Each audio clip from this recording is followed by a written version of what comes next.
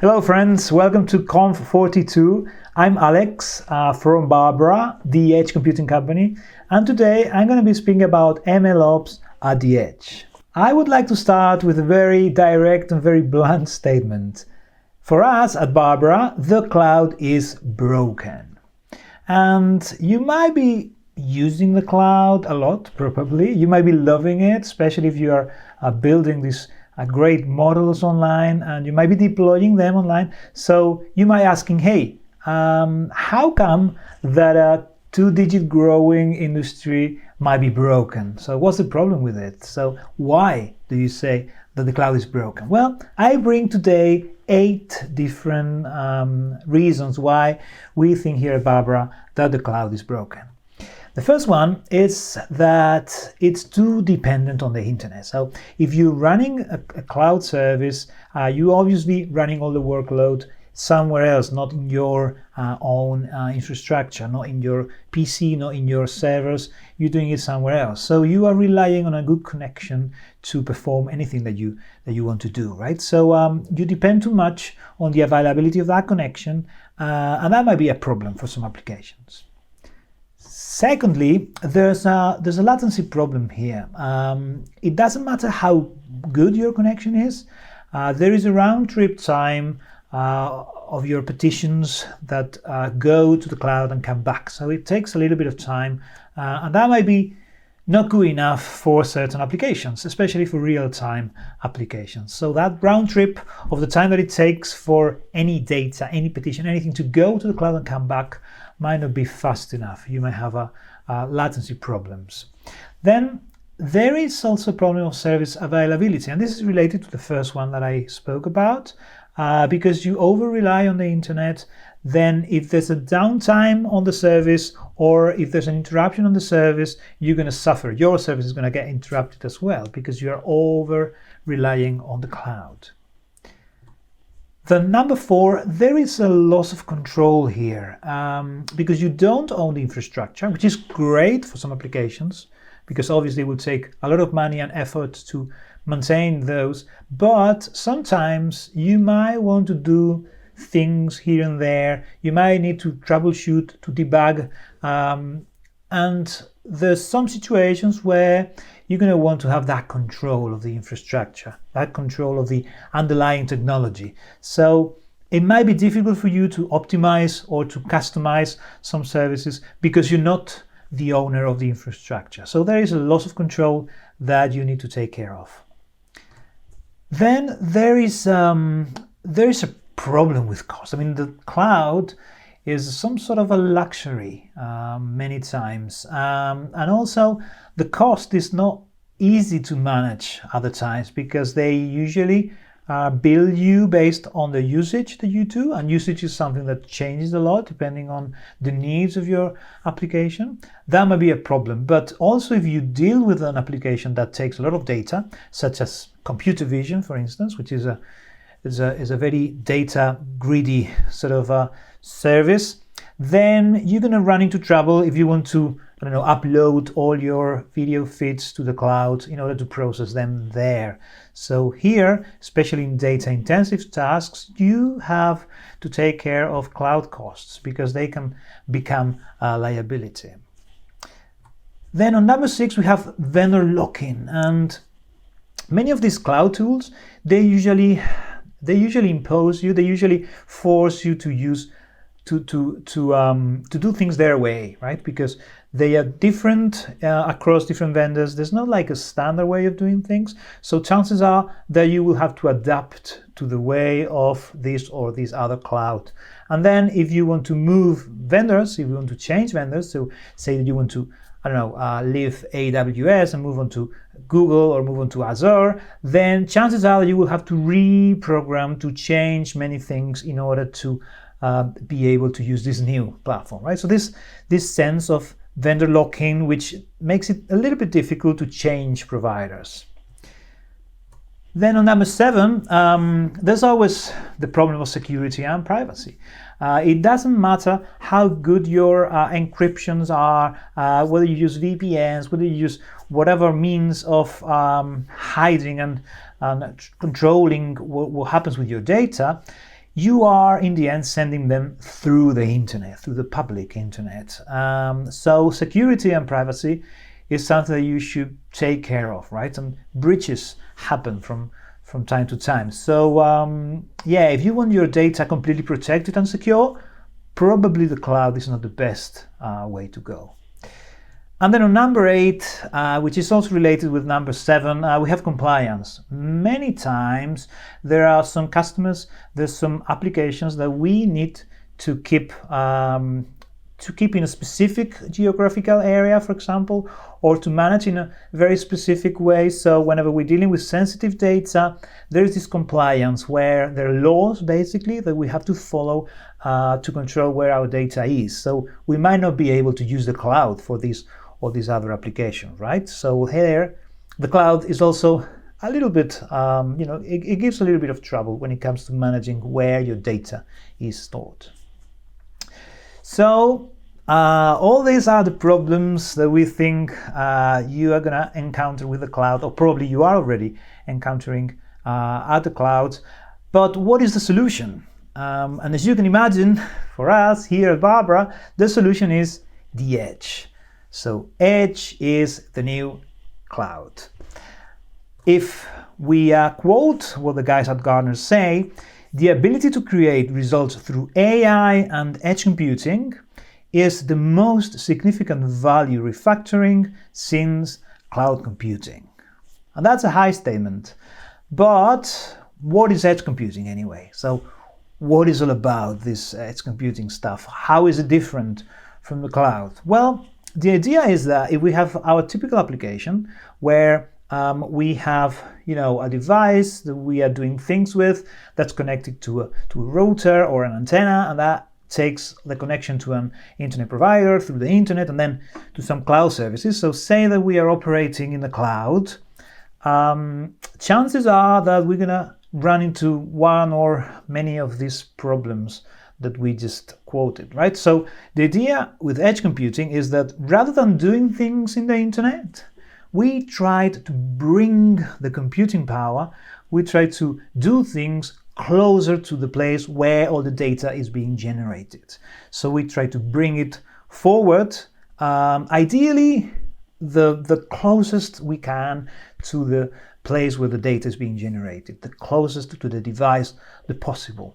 Ideally to a local network, right? So by computing our data, by putting all our workloads, all our machine learning algorithms, all our AI in a place that's close to the data, we're going to be overcoming all the problems that we spoke about a while ago.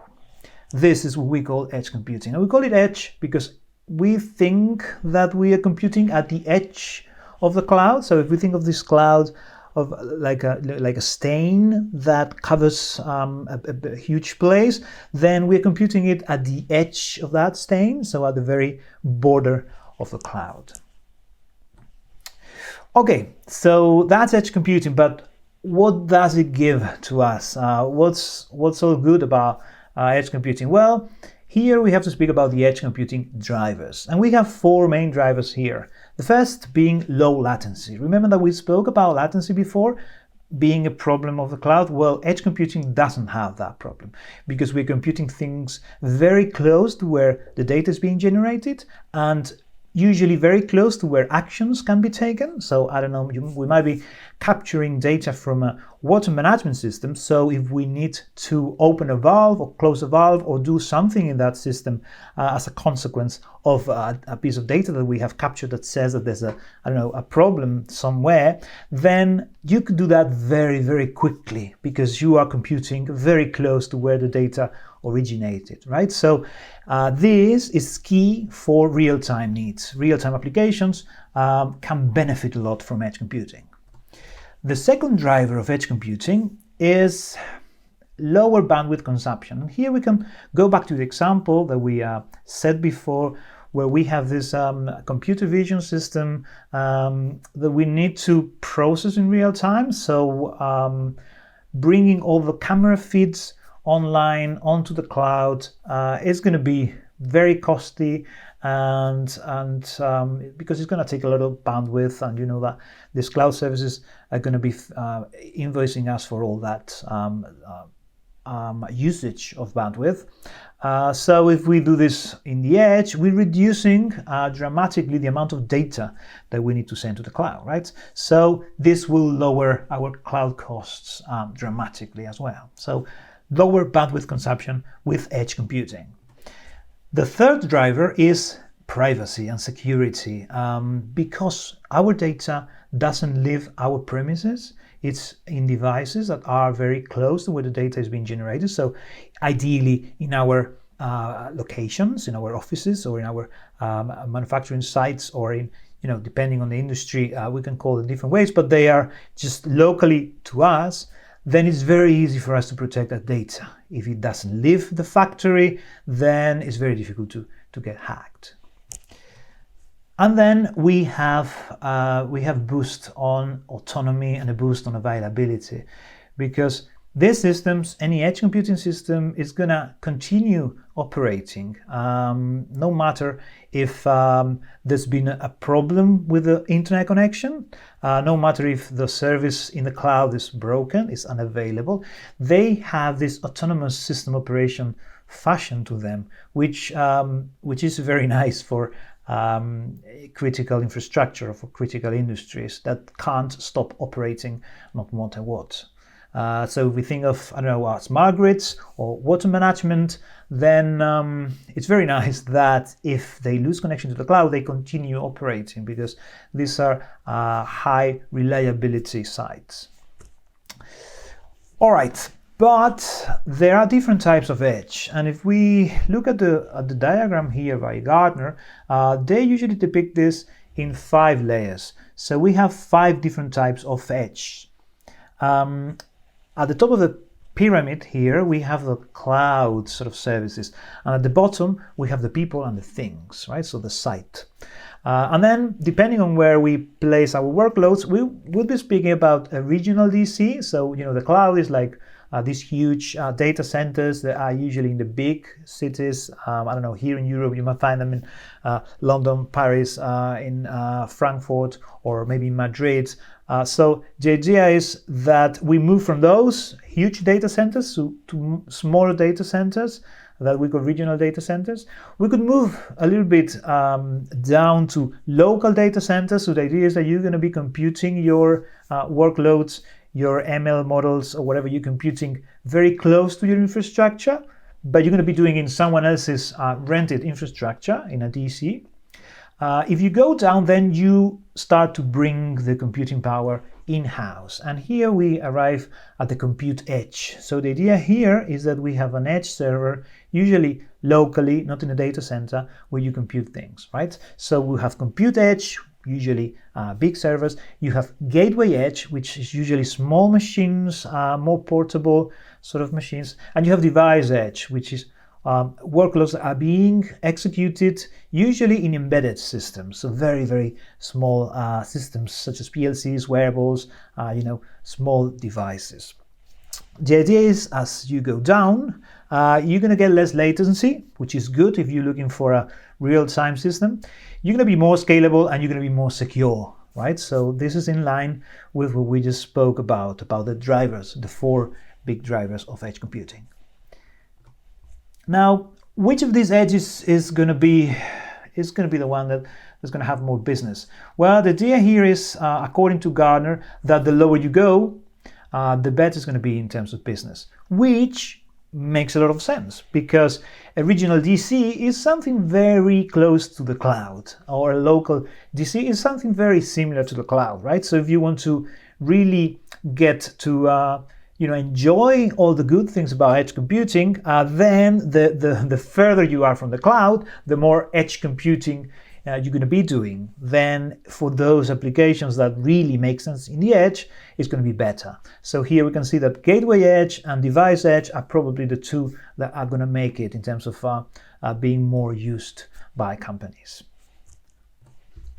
If we look to this impact radar by Gartner again, we can see that edge computing is usually at the center. And we can visit many of these diagrams, and we'll see edge in one of other fashion, appearing always very, very centralized. Here you have edge computing vision at just at the center of the radar, but you also have edge AI very close to it, down there, edge AI, which is also an up-and-coming discipline.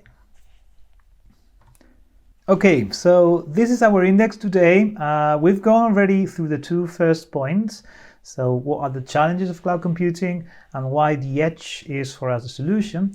Now we're going to jump on to point number 3, edge computing plus AI. And the idea is that we invite this new friend AI into the mix and see what happens, because edge computing is a very powerful technology, but when it couples with AI, then it just becomes a massive combination, a massive team.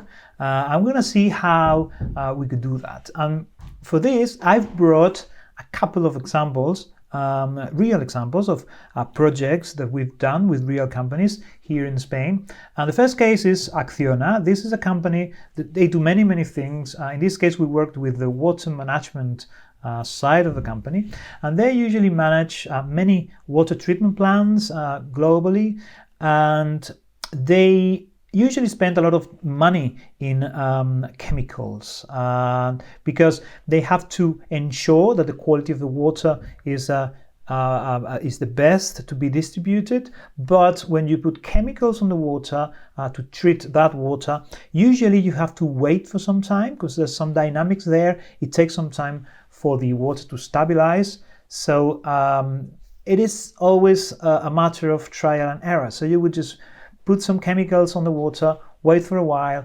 analyze it, then put some other chemicals on the water, wait for some time, analyze it. And there's this up and down sort of approaching the ideal level that takes a lot of time and also takes a lot of money because you might be using more chemicals than you should. So what they did is they come up with a predictive system where they would with machine learning predict the amount of chemicals that they would need from the start, right? So they would avoid this going forwards and backs with adding more chemicals and retesting, right? And for that, they created a model that they trained with all the data that they had of past interactions, and they wanted to deploy it in the edge. Why does it make sense to deploy this in the edge? Well, because they have many water treatment plants globally. Each plant depends or belongs to a different company. They're very wary of data, so they want their data to be kept in the plant. So we have this privacy driver here, but also usually these algorithms are fine-tuned for each plant, right? So we have like this general model that gets fine-tuned down to the level of the sensor, right? And in one plant, they might have several sensors, 12, 20, 30 sensors. We have to train a model for each sensor. And you know that with time, those models come somehow decoupled from the sensors. So somehow, because we are using the model to predict things, we are somehow changing the environment, and then the sensors might not be as coupled to the environment, so we have to retrain the algorithm. Also, the sensors they sort of change with time, so they change their capacities, they change their accuracies, they get out of sync. So we have to retrain the models to make sure that they are relevant at that moment in time with that sensor. Obviously, you could do all this in the cloud, but probably it wouldn't make sense because you would be training many different models for specific devices down there in the cloud. It kind of makes more sense to have an edge device in the plant and train all those models locally. It's going to give you a faster throughput, and also it's going to be more careful in terms of data, right? So here we also have some of the other drivers that we spoke about that probably make the cloud not the best choice. So this is one of the cases that I bring you, but we have another one based on energy, and energy is especially these self-consumption markets that are emerging everywhere, but also smart grids, which is more of a medium-term bit, but it's something that's gonna arrive as well. So in energy, we have lots of edge computing applications, because if you think of it, smart grids are usually highly distributed infrastructure, the critical infrastructure. So data and privacy and security is very important, but also autonomy. You need all those transformation centers or substations. You need them to work independently, but also it would be very nice if you could manage for them to talk to each other and somehow negotiate where should they route the energy through, so they ensure the best usage of energy, right? So we avoid throwing away energy on one side of the network while we are producing more energy than we need on the other side of the network, right? Just because we haven't routed it good enough. So if we could get all these nodes to speak to each other and find the best way to balance the network, that'd be great from a smart grid's perspective. But the case that I bring you today is a case for EDP. And EDP wanted to work, they usually work in this autoconsumption space, and they wanted to give their customers at home a system that would allow them to make an intelligent use of the energy. So they will have these solar panels on top. They will have these batteries to get all the energy from the inverters. They will also have probably a charger for their electric car, and they will also be connected to the grid. So the idea will be here to make an intelligent use of the energy. So wherever we have available energy that's green energy, we should use that. But we should also maybe take care of when we charge our car or when we use our dishwasher or whatever. So the idea is that you make an intelligent use of all the energy, so you maximize the amount of renewable energy that you use at home.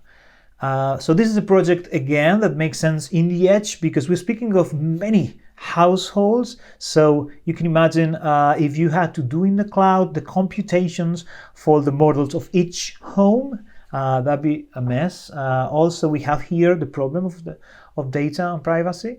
So it really makes sense to do it in the edge. So we created a system based on Barbara where they could do all this distribution of energy, intelligent distribution of energy internally in each home, using an ML algorithm to ensure the best usage of energy.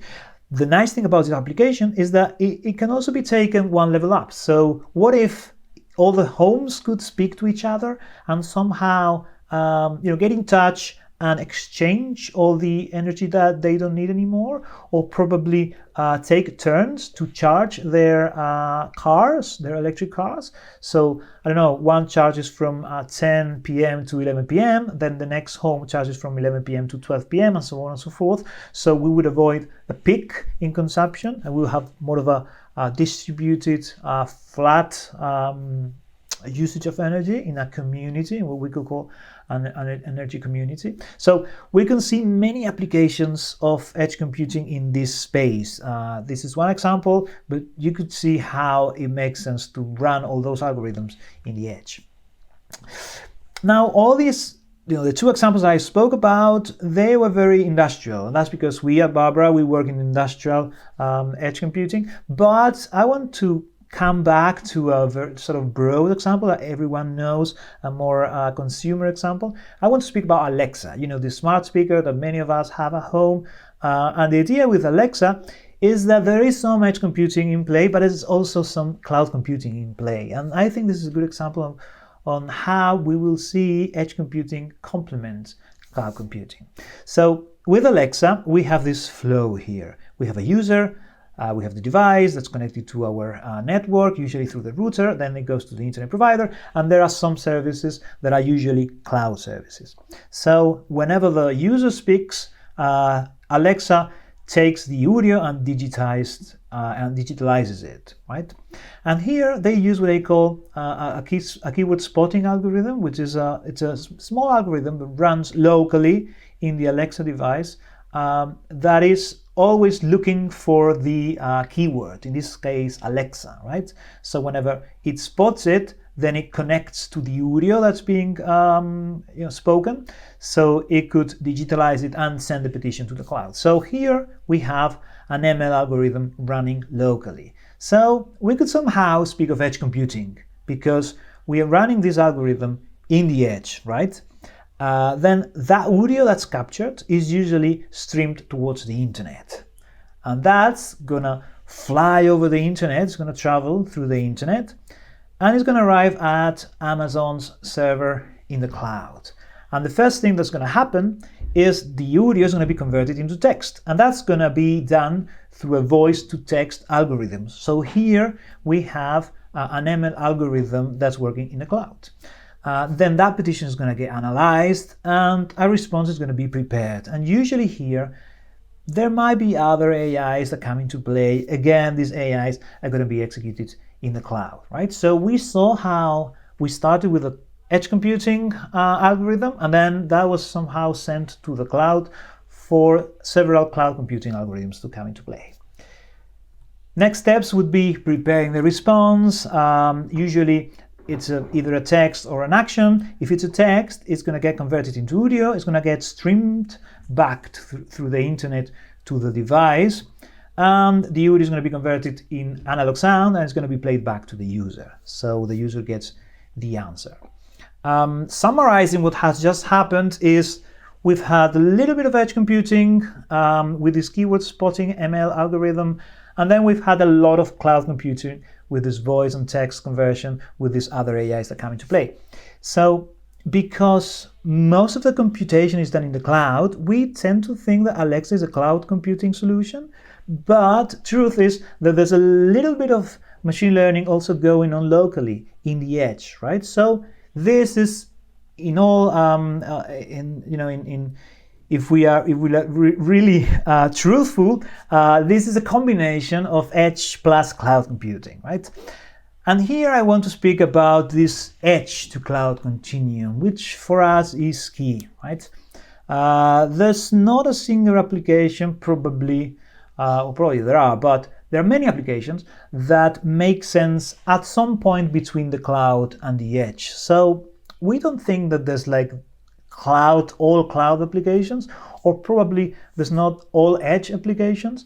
Many applications, they need to distribute their workloads in this edge to cloud continuum. And we think that one of the most important things that you have to do when you're designing a system is trying to find in which place you're going to put this or that computation, right? So if you need low latency, if you need to protect your data, if you need to be autonomous, then probably you should put things on the edge, but that will probably be complemented with other things in the cloud that will give you some centralized point of view, that will give you some additional power of computation. So the idea is to work with this continuum and be intelligent about where you put your usually microservices. So, and here I have to take my words back just a little bit. So maybe the cloud is not broken. Maybe it just needs some friends. So maybe it just feels a little bit lonely. And edge computing is one of those friends that comes to the rescue. Probably the other big friend is AI, right? So if we combine these three guys, edge plus cloud plus AI, we have a very powerful team that's capable of almost anything. Almost anything.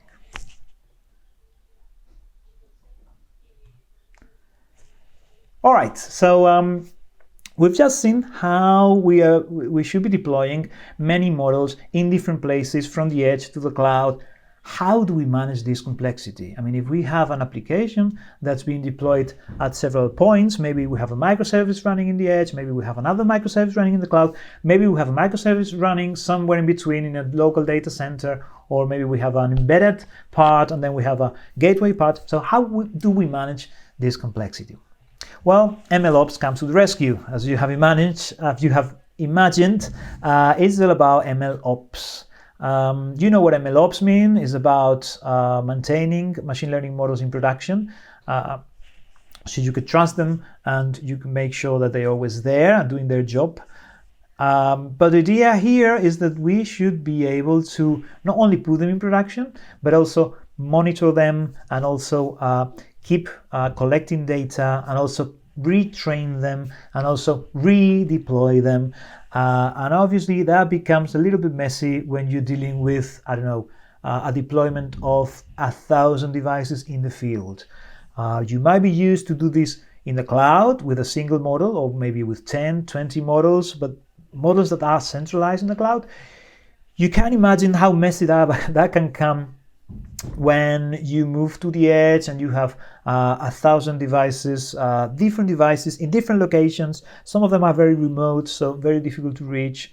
Well, that can become really a problem. And it's actually a problem. I mean, if you think of the challenges of MLOps, according to AI Infrastructure Alliance, one of the biggest challenges that we have when we want to deploy models in the edge is that usually more companies than not take from 2 months to a year to put their models in production. So from the moment that they have everything validated, so they have the model, the model works, and they just want to put them in production, it takes up to a year, between 2 months and a year, for them to just deploy them, right? And that's especially due to the complexity of deploying models.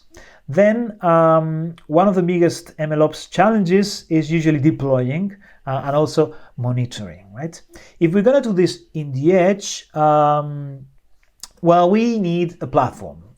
We need, in the same way that if we're doing cloud computing, we tend to use a commercial platform. So we either go to AWS or we go to Azure or to Google, to whichever provider we like. We need a platform to do that also with edge computing. So that takes us to point number 4, architecture and frameworks. So here we have different providers, starting with traditional providers such as AWS. AWS provides you with basically anything that you would need. They are famous for not deprecating any service, so they have many services running and the stack is just huge. So if you wanted to do edge computing with AWS, chances are that you would be able to do it. We also have Azure, which is probably the other big contender in terms of traditional cloud platforms that go down to the edge. Again, there's a huge stack of products here. So if you wanted to use Azure, there's very high possibilities that you would end up being able to do whatever you want in the edge. However, there are some traditional players such as Google that are shutting down their IoT edge computing offering, right? So there's a little bit of confusion in the market where we have some big players that are betting on IoT and edge computing and some others don't, right? And this is a recent news that they will be discontinuing that this year. We also have IBM, who have also retired their IoT cloud services. So again, there's a little bit of confusion here. It's not clear why they have decided to do that. Probably because it's so complex. Because the good thing about the cloud is that they managed to offer like a standardized horizontal sort of service. Whereas when we go down to the edge, it becomes a mess because you have many different devices with different hardware providers, different specs in remote locations. So that might have been a difficult problem to solve for these guys. The idea here to me is that these traditional cloud providers, they have seen the edge as a way to just go there and get data to pump their cloud services. So they're not native in the edge. They're more of a someone that finds convenient to go to the edge to try and recruit some workloads or to recruit some data that they can use to to bring customers onto their services online. Apart from these traditional guys, there's some native providers. These are usually new breed companies that have come alive, usually startups, usually in their 3 to 5 year of life, and they have come to life just to do edge computing. So their only objective is to do edge computing. So they are a different breed of companies in comparison to the big cloud providers, but they're also small, right? So we have Cedida, which is an American company. We have Crosser, we have Sunlight, we have Avasa, we have 6XQ, and we also have Barbara, right? And today I'm going to speak about Barbara because obviously that's the company I work in, and that's the platform I believe is going to become the new standard, but also because speaking about Barbara in a way means speaking about all the other guys, because we tend to do things in a similar fashion, give it or take, right? So if you think of the technological stack that you can find with these providers, you're gonna always find a different, flavor of this, more or less. So we can see in the right side of this slide that we have the stack divided in the cloud part and in the edge part that's below. The idea is that the cloud part is unique. We only have one cloud for all the edges, because the edge part is just thousands or tens of thousands, as many devices as you have in your deployment, right? And each of those boxes is one device in a remote location that's doing things autonomously, but it's being managed by the cloud, right? So we usually have like a centralized point of view of all the decentralized distributed devices, right? And the way it works is as follows. In each device, we have an OS. In our case, it's Barbara OS. You could use usually any breed of Linux. If you think of Cedida, for example, they have Eve OS. It's their own operating system as well. And many other companies, they just use regular Ubuntu or Debian or any sort of open source distribution, right? So you have your OS at the bottom side of the device, right? Which is controlling the underlying hardware. Then one step above that, you have what we call the Barbara Node Manager. And that's the name that we've given to it. But usually this is called an agent in some spaces. But what it really is a piece of software that's installed in the device and that manages all the connections and all the commands and the relationship of the device with the cloud motherboard, right? So sort of this centralized point where all the command and monitorization and all that should happen. So this node manager it's a small piece of software that runs internally and that ensures that anything that should be executed in the device gets executed, that anything important that's produced in the device gets communicated to the cloud, and that ensures that the system remains safe and working and autonomous and that everything's fine. That's the node manager. Then on the device, we have also the workloads, and are usually run inside Docker containers. I'm not going to go into what a Docker container is, but it's basically just a way of packaging applications, a very comfortable, convenient way of packaging applications. So we have there some purple workloads and also some white workloads, those small boxes that you find just there.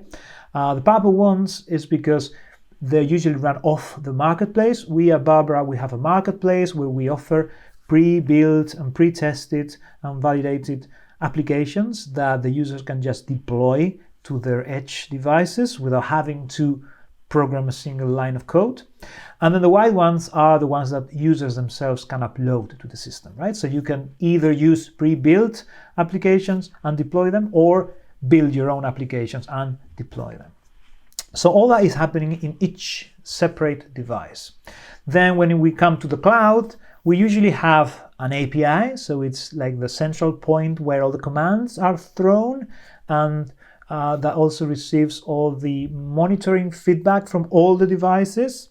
And then on top of that, we have what we call Barbara panel, which is just the front end. It's a visualization panel where you could see all the monitoring information, but also you could issue commands, right? So that's the architecture you're going to find in different providers. The idea is to manage different edge remotely located devices from a centralized point, but also maintaining them safe, maintaining them with low latency, maintaining them with being autonomous. So fulfilling every promise that the edge gives you, but also allowing you to control all those from a centralized cloud platform. All right, so let me show you an example of how these platforms work. In this case, we're going to log in into Barbara with my account, and you're going to see a list of devices that I have here. This is my demo account, so most of these devices are just for demonstration purposes, but the idea here is that you could have as many devices as you wanted, so you could have huge deployments in the thousands if you wanted to. And the idea is that you could group them by groups. So here I have 3 groups. You could have many more. Each group has several devices, and then you could also visualize them all together, or you could maybe also visualize them by groups. So I don't know, all the demo devices, or maybe all the AI nodes. I don't know, you could just browse through them. And for each device, you have to think that these devices, in this case, they are in our laboratory, in our offices in Madrid, but they could be just anywhere in the world, right? They could be in remote spaces running algorithms without even a connection to the internet, or just a very sketchy connection that comes on and off quite often, right? So the idea here is that you have all those devices and you could do things to them. You could operate them individually. So I don't know, I can go to this artificial vision edge node, and in this case we can see all the workloads that are being executed here. I could collapse all the cards. So all these light blue cards, they are apps that are being run in the device. In this case, we have an image recognition model here. We could see the logs of that model and see how it's doing. But also, there's other things running in there. We have a Grafana, that's a graphical interface. We have an influx that's storing all the data that is being read by the camera, but also all the data that's being produced by the model. Again, here you could also visualize the log and see what's going on in there. And you could easily remove things from here. So if I want to remove the model, I could just click on here and remove it. So I've deleted this card. It's going to disappear in a moment. Yeah, it's disappearing. Yeah, so it's gone. But now I could add it again. So sending workloads, machine learning algorithms, or anything to your edge devices is very easy. You just have to just select the app you want to send. In this case, we're going to be sending the algorithm. I don't know, I have the image recognition algorithm model, and then in this version I would just send it to the device. It should be shown in the same space that it was. So now we have it again, and it will be running in a moment. So the idea is that you could handle them individually, so you could ensure that your models, your visualization systems, your databases, anything is running on that particular device. So we are on this device that I have selected. But this could also be done massively. So if we go back to our nodes, we could do this in batch. So we could just select different devices. We could select the batch operation that we want to do, and we could just launch that. And we would be doing that for all those devices. So we could install a model in many different devices with just a couple of clicks. You could also update those models. You could also install other types of applications. So it's very handy when you have thousands of devices to be able to do that on batch.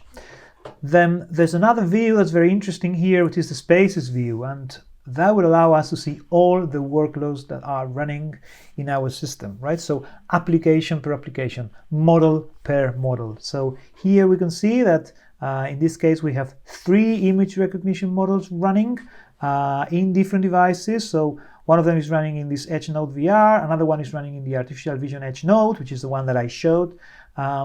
This is online, it's running at the moment. We could stop it if we wanted. We could just see the logs in a new screen.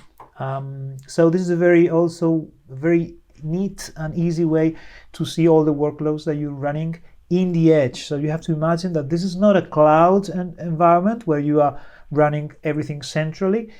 Each of these apps is going to be running in a different device, or maybe they're grouped into a specific device that's somewhere remotely. And the nice thing about this is that if they lose connection for some reason, they're going to keep on going and they're going to keep doing the magic that they're doing, right? So if they're routing traffic in a, I don't know, if they're routing energy maybe in a smart grid, they're going to keep doing that. So they're very resilient to any problem with connections and with cloud systems. Point number 5 is about applications. We already spoke about 2 applications, if you remember, in the water management space and in the also in the smart grid, sort of auto-consumption energy space. There are many more. I'm not going to go into them because I am running out of time, but you could check them out in our website, which is www.barbariot.com. There you have a section devoted to many different use cases, and you're going to see why it makes sense in these spaces to use edge computing. You're going to get some smart grids examples, you're going to get some smart water examples, also smart manufacturing, computer vision, and many, many more. So if you want to know more about what applications make sense in the edge, just go to our website. And we've reached the end of the presentation. I hope that you've liked it. I hope that it's been useful. If you need anything else from us, just please reach out. And I hope to see you soon at the next conference. Bye-bye.